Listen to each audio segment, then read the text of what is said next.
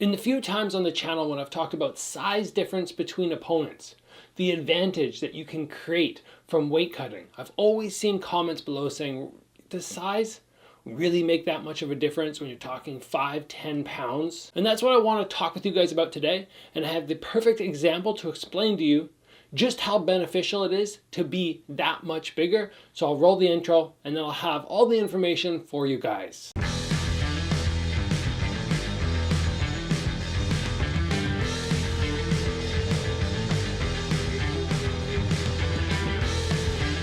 What a lot of people don't really understand when you're not competing at a super high level, when skills are not just that much better than the other person's, what they don't understand is that size does make a massive difference. Now, you might not understand that because you're at a gym sparring where, you're a 150 pound person, you're sparring with guys who are 130 pounds, you're sparring with guys who are 200 pounds, and you don't really feel there's a massive difference either way. You just kind of go, you know what, we go in, we go through the motions, we're throwing shots, and yes, I feel like sometimes I can defeat those guys who are 200 pounds. But keep in mind, you're not throwing shots at full power. You're probably not throwing full body weight against somebody who's smaller than you, and skill level makes a massive difference. If you are 200 pounds, but your skill level is like a 6 out of 10, and you're going against somebody who's 150 pounds, but their skill level is like a 9 out of 10, sure, this guy might win. But all of a sudden, when we start having people who are around the exact same skill level, but one person is just that much bigger, it makes a massive difference. Now, the example that I want to use to explain to you what real advantage you get from a size difference is basically imagine yourself as you are right now. And then imagine yourself with 10 pounds more muscle. Nothing has changed except you are 10 pounds stronger. Do you not think that 10 pounds is going to make a massive difference? If your actual self faces this other person who is that much stronger, that much bigger, that much faster, whatever advantages you get from that extra 10 pounds, who's going to win? Obviously, this person is going to win. So basically, people who are arguing that size does not make a difference are saying, okay, it's just your skill. The skill is everything. And as I already mentioned, probably not a valid point, because when we start getting to the highest skill levels, you can't really outskill the guy too much.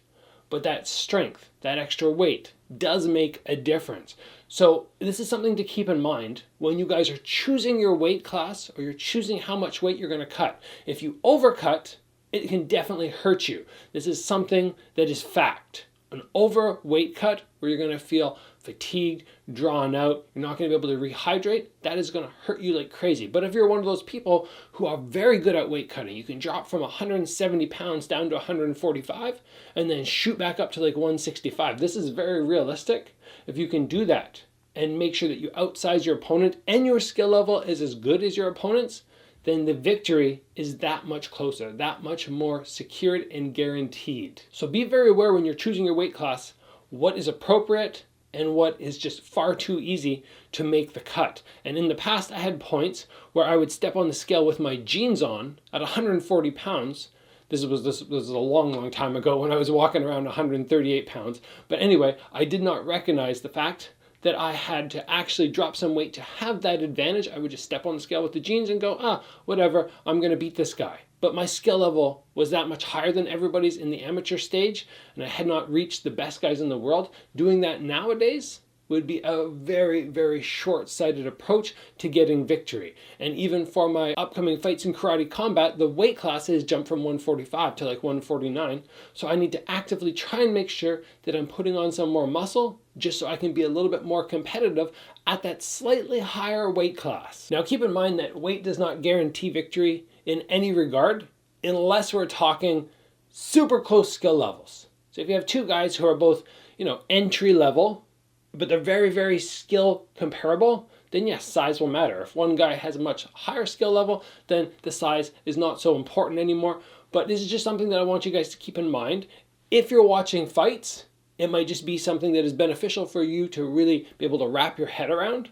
But more importantly, if you are a competitor or somebody who's looking to compete in the future, it is important that you understand this and make the appropriate weight cut. I'm not going to advise anybody on an exact sort of scale, a breakdown of exactly what you should be cutting to based on your weight. That is something you can talk to with your coaches, or if you ever want to reach out, I've had people reach out and do Zoom privates with me just wanting to talk about the weight cut. And I'm happy to do that with anybody. What weight should you be fighting at? How should you go about making the weight cut? How do you rehydrate? That's all important stuff. So make sure you have somebody who's explaining it all to you in great depth. Much detail is required for this topic. And that's it. That's all I wanted you guys to have for your information today. Just a thought and hopefully an understanding of how much size makes a difference and how much of an advantage it actually is. If you guys enjoyed this video, this breakdown into size differences and advantages, please give it a like. If you haven't already, join the channel, get subscribed.